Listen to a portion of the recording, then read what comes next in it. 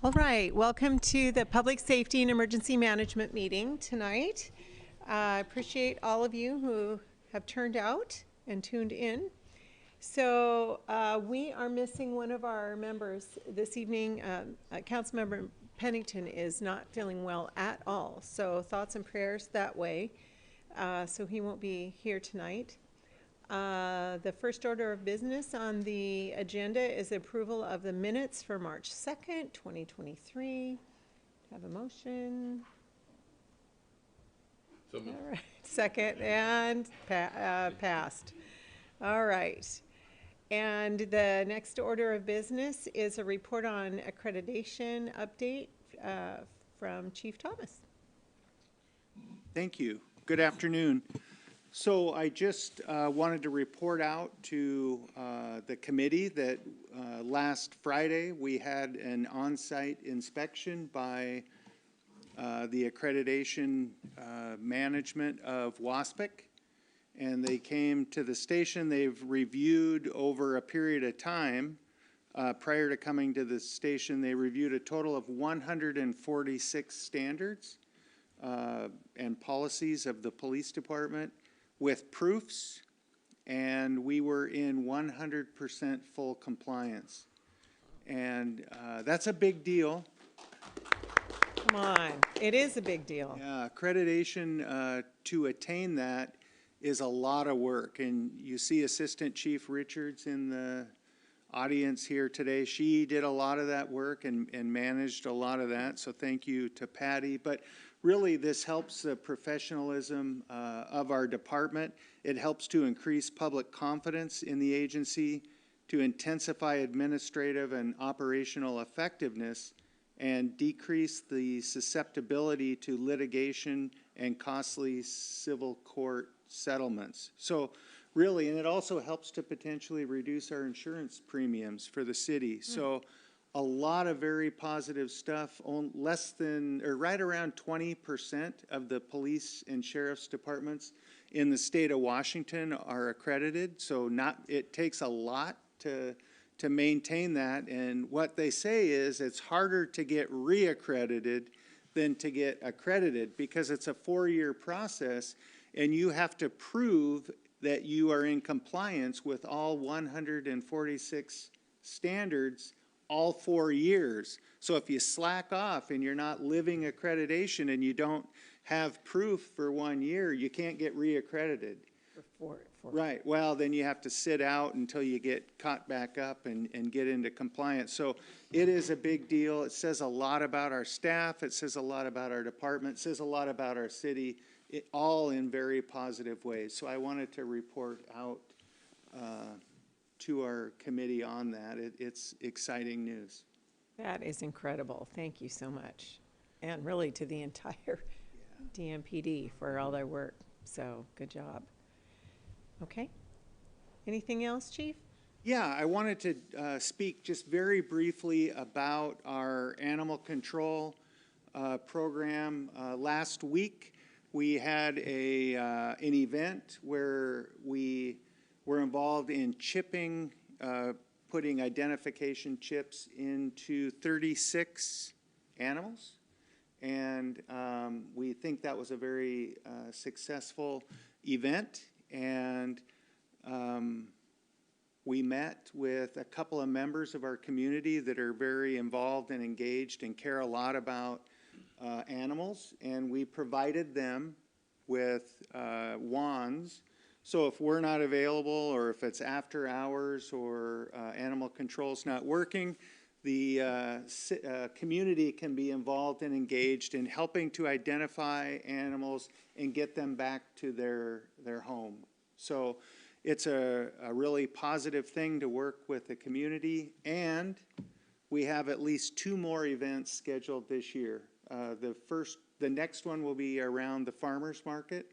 So we'll coordinate with the farmers market, Susie, and when it gets going and when it's most convenient, we'll coordinate that. But we think that would be a great time to get down there and add to the process. So I think that's we've been talking about that for a while, and it's finally coming to fruition. So very positive stuff. That's great news, great news. I think a lot of people have wanted that, so. Any questions? No? Good report. Thank you, All right, Chief. thank you. Appreciate it. Okay. Next on the agenda is a ham radio presentation by Emergency Management Director Shannon Kirchberg. Hi, Hi. Shannon.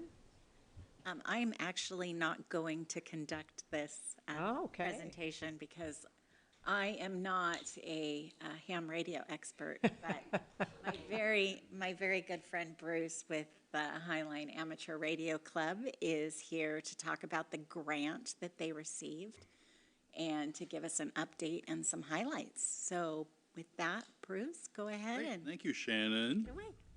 And she's not a ham radio operator yet. We're going to say yet. Well, I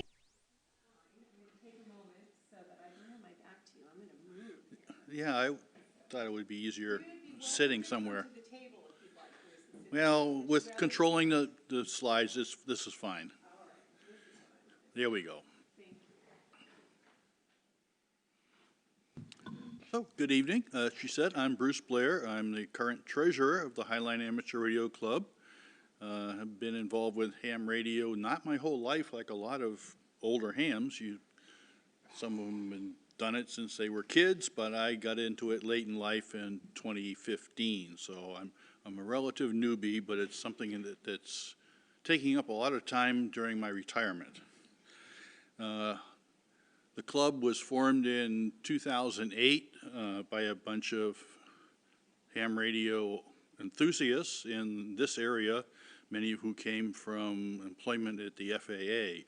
So we cover the area between the southern border of Seattle down to the northern border of Federal Way and between the freeway and the water. So we have a long, narrow strip. It's kind of like the city of Des Moines. And we provide emergency services, auxiliary communication services to the cities within that area. And public service has always been a big part of ham radio. We provide communication services for parades and events when we're asked. So let's move along here. In November of 2021, we applied for a grant from the Amateur Radio Digital Communications, which is a private foundation. I don't want to take up a lot of time going into their background, but if somebody's interested in how they came up with all this money that they're using for granting, I can provide that afterwards. We were grant number 152 for the 2021 year. Our auxiliary communications or emergency communications sites are in SeaTac, Burien, Normandy Park, Des Moines, and North Highline. It's a little hard to see on here. The little red dots are the fire stations. The green dots, I believe, are City Hall and other critical sites. The grant was split up into three priorities. We provided details and estimates in three different areas, which were infrastructure sites, then putting up antennas and feed lines for radios and associated gear at up to 17 sites, and the third part was actually buying the radios and the associated equipment, which would be at the end. So priority one was to set up ham radio infrastructure at two sites within our service area. One was the North Hill Water Tower, and we had some conversations with the Water District about using the water tower, and they were very amenable to that. The second site was the SeaTac City Hall. The initial plan when we sent the grant request in was to add a considerable amount of equipment and antennas to the roof of the SeaTac City Hall, which if you're familiar with, it's kind of on the east side of the hills. It starts to on 188th just as it starts to dip down to the valley again. So at the two sites, we are planning on putting up multiple VHF, UHF antennas, 2 dishes for ham WAN. These are microwave dishes, small 15-inch microwave dishes, and a mesh network set of antennas, which would provide internet service from the ham WAN system.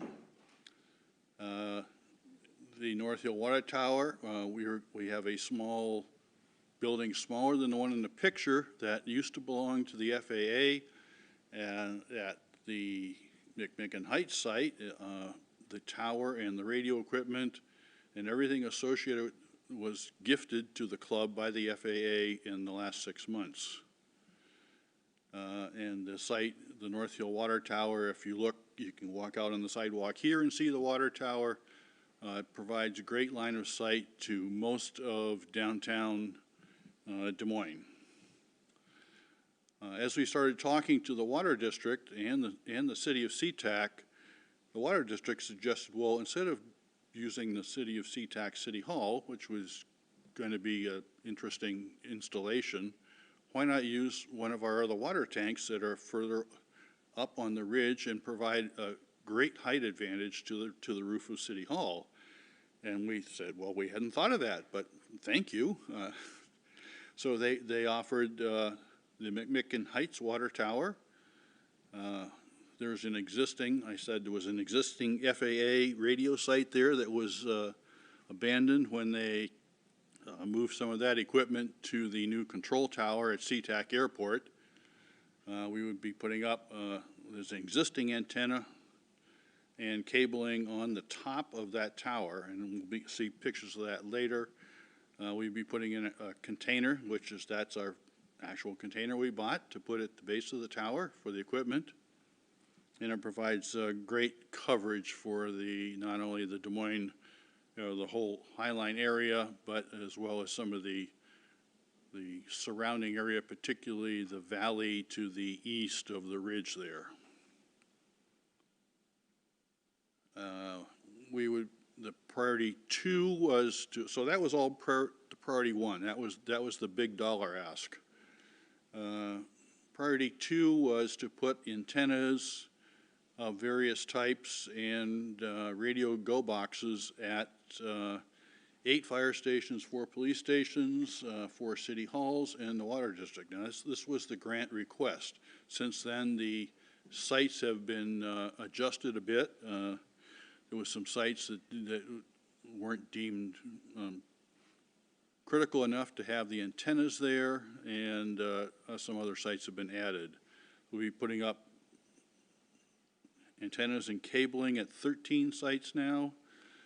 The mesh network, which is a way to have, it's a private internet network. And then there's the digital messaging go box each at Normandy Park and Burien, where there's not a static site. And we'll get into that, what that is later. The third priority was to put multiple dual band radios at each of the critical sites, anywhere up to 5 radios. Portable radio kits that could be deployed in the case of an emergency. I mentioned digital messaging. WinLink messaging is a way to do email over ham radio, and it is a great way to provide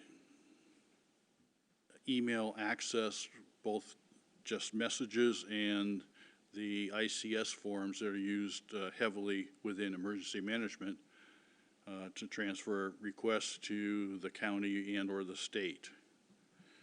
And then 220 megahertz, this is kind of a new thing. The state has decided they want to use that particular band, which wasn't in place. It existed, we weren't using it since then, so they want to make that one of their primary contacts for talking to the state emergency EOC at Camp Murray.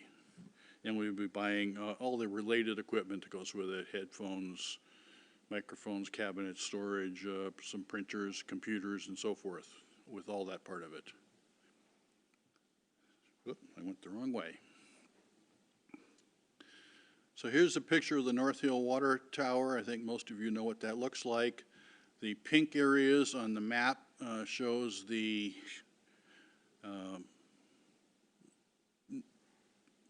line of sight radio coverage, and most of the frequencies we're talking about here are line of sight radio frequency. You can see that it doesn't cover the western shore very well. There's a lot of white there. It does, however, cover down into the Redondo area, which is hard to get to from further inland. Keep getting the wrong button, sorry.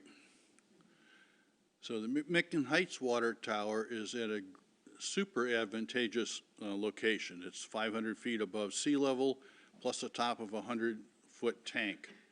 The small, or the vertical antenna that you see in the middle is the former FAA antenna. So that antenna and the cabling to it that goes down to the building at the base has been, like I said, been gifted to the club, and we will probably replace the antenna itself and use the existing cabling, which will save us a lot, particularly in engineering research. And as you can see on the right, it provides great coverage throughout the lower Puget Sound area.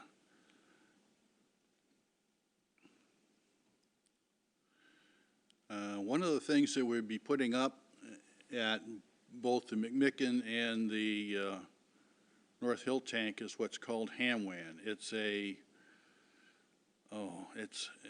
a microwave-based digital network in a portion of the internet addressing scheme that is dedicated for amateur radio use. It provides an alternative to commercial internet communications, uses small 14, 15-inch diameter dishes. There's an existing data network of these that's in the Puget Sound area that goes up into southern British Columbia. The blue lines there are, and the red dots are the existing HamWAN dishes downtown East Tiger Mountain and Baldy Mountain, and we have the McMicken water tank has great access to all three of those sites, so we would provide redundancy for them and give us the ability to get onto that network. Slight segue, ham radio is there as the last resort when everything else fails, when all the commercial phones, cell phones, internet, everything else is down, ham radio will still work. Most of us have substantial systems at our houses that we can be used with battery or generator backup. All of what we would consider critical sites, the emergency operations centers within this grant area, all have emergency power, so they would operate as a standalone.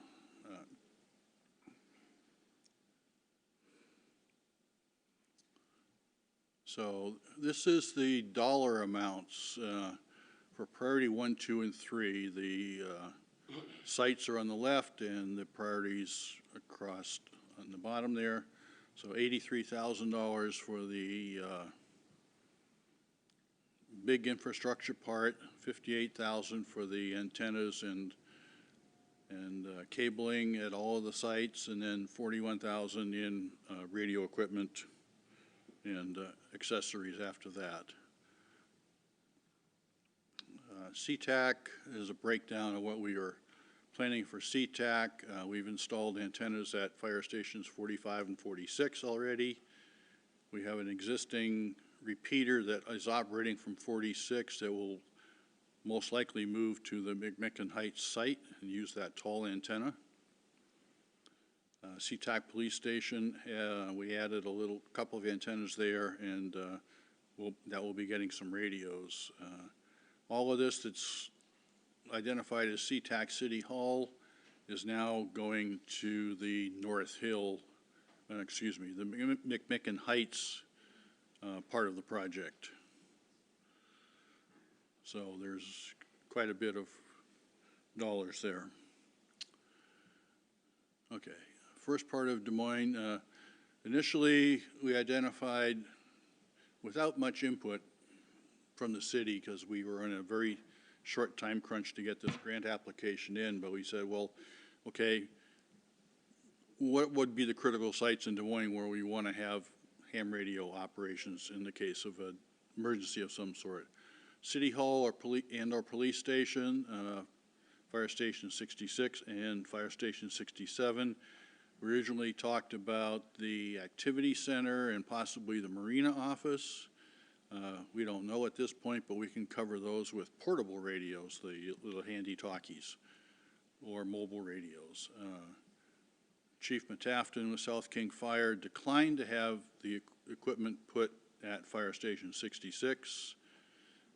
We have a component now of older radios and antennas at 67, and we'll be replacing all of those. And we have probably excess capability at this point to do another couple of sites around Des Moines if it's deemed necessary. This is the antenna tower at the west end of the Station 67 up by Mount Rainier High School. We'll be replacing all the antennas on that tower and adding another antenna for a system that is a state controlled outside of the ham band, but the radios are already there, and we thought we would just add those antennas while we're doing all that work. Replace all the existing radios in the radio room there. There's half a dozen radios in there that are vintaged, to say the least. At least they're modern. They're electronic. They don't have vacuum tubes, but they're for technology that's really not used much anymore. And we will probably relocate the existing repeater that's operating out of that location right now with that top antenna to the North Hill site. The Des Moines CEMP identifies the police station as a backup EOC. We propose 2 mounts on the front corners of the roof of the station. Those are just little 4-foot, they look big in the picture. They're actually just 4-foot fiberglass antennas. And then on the picture on the right's the type of bracket that would hold those up. So they'd be pretty unobtrusive there. And we may end up having to put a mesh network antenna like in the right-hand picture to get onto that ham WAN network I talked about. It's a comprehensive list of equipment for all that stuff, and the rest of it's a list of equipments for the other sites. Des Moines and SeaTac got the majority of the dollars allocated because of the infrastructure sites, the big water tower sites, and the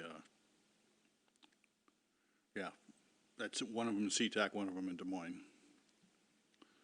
And North Highline is a couple of the fire stations up at the north end of the area, Fire Station 18 and 19. The antennas are already installed there. We've already done all the antenna installations in SeaTac. We're getting close to doing the ones at the Des Moines Station 67, and the Normandy Park ones will come in pretty quickly as well, where the one that's taking the longest is designing a complete new antenna rack and structure for the roof of the Fire Station 28 up in Des Moines. And they were dithering about where they wanted, what they wanted and where they wanted it. So I think we finally have got a list we can work with, so we'll get that engineered and ready to go. And that's what I have. Any questions about that?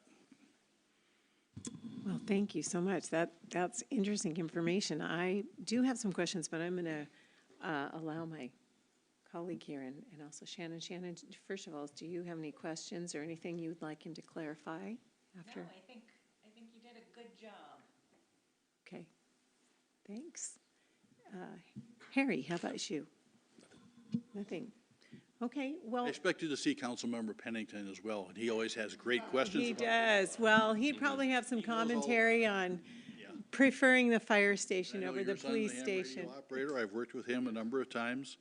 One of the things we do each year is we call a field day exercise. So we go out and we set up, in our case, at Mar Vista Park in Normandy Park, and we set up like it's an emergency. We set up operating stations that all operate off the grid, and we play radio for a day and a half up there. So put wire antennas up in the trees and little tents with their equipment, and we sat there and do our thing with voice and Morse code and digital and everything in between. Thank you, Bruce. So I do have a question in regard to, you talked about this system being similar to a private internet system, like a is. private internet connection. So to clarify, the only hardware that can interact with that system is the hardware that comes with this, like either the antennas or you talked about the walkie-talkie radios. AREDN mesh network that's mentioned, and I didn't really touch on it too much, there's a lot of sector antennas. We would have a ring of antennas around the top of both water towers, and any place that has any kind of line of sight should be able to get internet and access off of that. So that's kind of my next question. So anything with line. Private internet. Not- So, okay, so for example, if somebody who didn't have the hardware installed, would there be a way to have somebody be able to access it with their computer via some kind of router hardware? If they were in one of the sites with the mesh network antennas, they could connect to it, yes. But they'd have to be within a certain distance. So it's, if you were at Fire Station 67, you'd have to be able to get onto the emergency internet network that would be set up for that. Okay, It does provide the additional capability of having internet phones as well, so you can have a regular IP-type phone and plug into this network and pick it up and talk to anybody that's on that microwave or that network anywhere in the country. oh, wow. It's pretty fantastic. to Kind have. of a lightweight version of a sat phone, I guess you would call it. Well, I appreciate the passion and the interest that all of you have in order to be available to step in case of some kind of an emergency like this. So, That's what we practice for every week. thank you so much. Great report, great information. Okay. Sure appreciate that. Okay, so the next thing on the agenda is the CERT team planned activities and trainings, and I'm going to turn this back over to Shannon.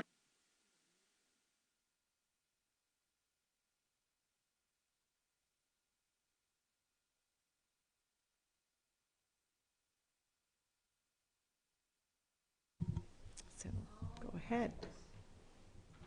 So with the decline of COVID, public outreach is on the rise, which is a great thing.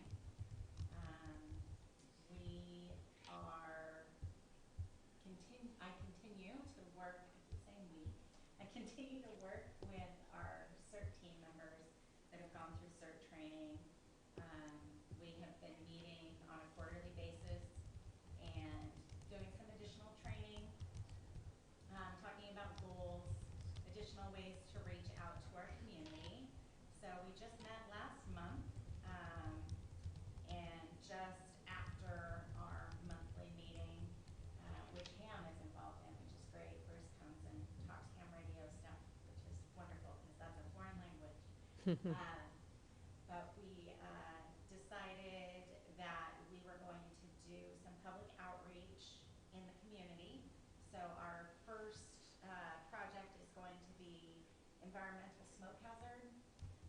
So we're gonna reach out and work with the farmer's market in the month of June and get some informational pamphlets out to the community about how to monitor air quality, what to do if we get inundated with wildfire smoke like we have in the past, how to make box fan filters if you don't have a filtration system in your home or in your apartment to help clean the air, and just some additional information on how to keep yourself safe and where to get information on current air quality.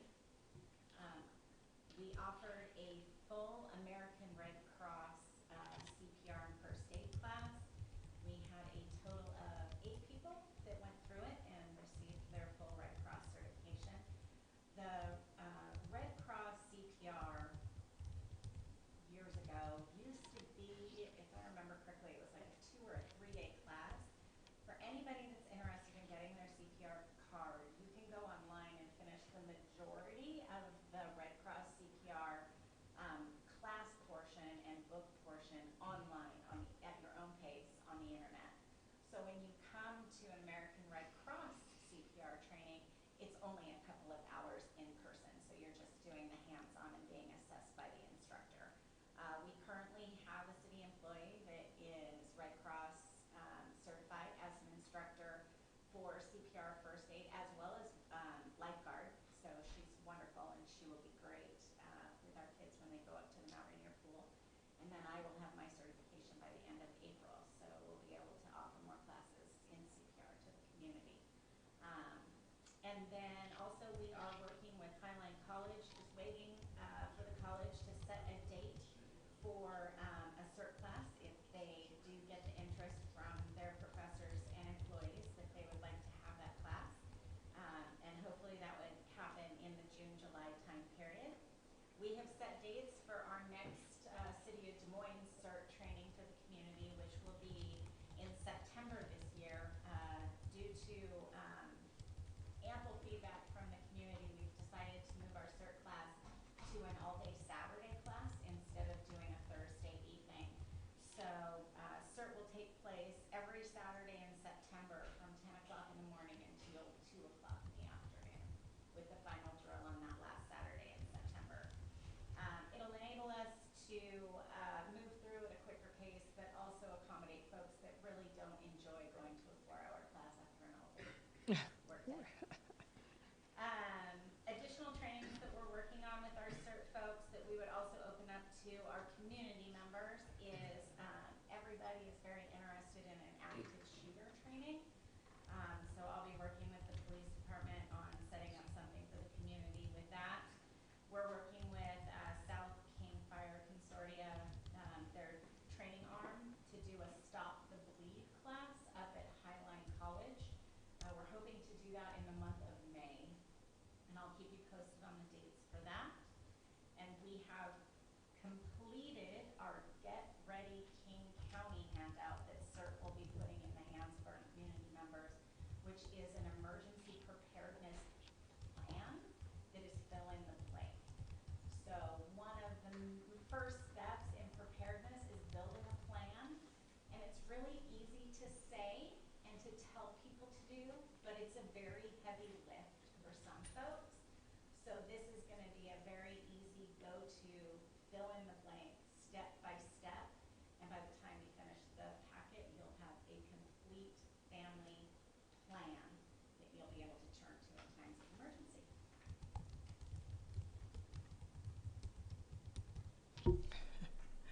Great work, Shannon. Thank you. Great report. And I'm continually impressed with the coverage of different subjects and the community outreach and how we're really working to help prepare our citizens for any kind of emergency. It's fantastic.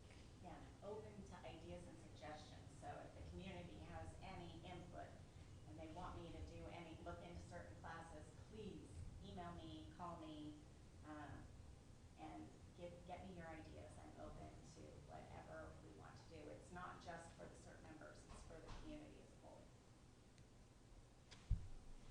No? All right. Well, great report. Thank you so much. Thank you. Yeah. Well, that looks like that's the end of our Public Safety and Emergency Management Committee meeting, unless there are any other comments or questions? No? No? All right, well, thank all of you for coming and joining us. Appreciate that. Thank you for the presentations, and meeting adjourned. I hope most of you will stay until our council meeting in a few minutes. Thanks.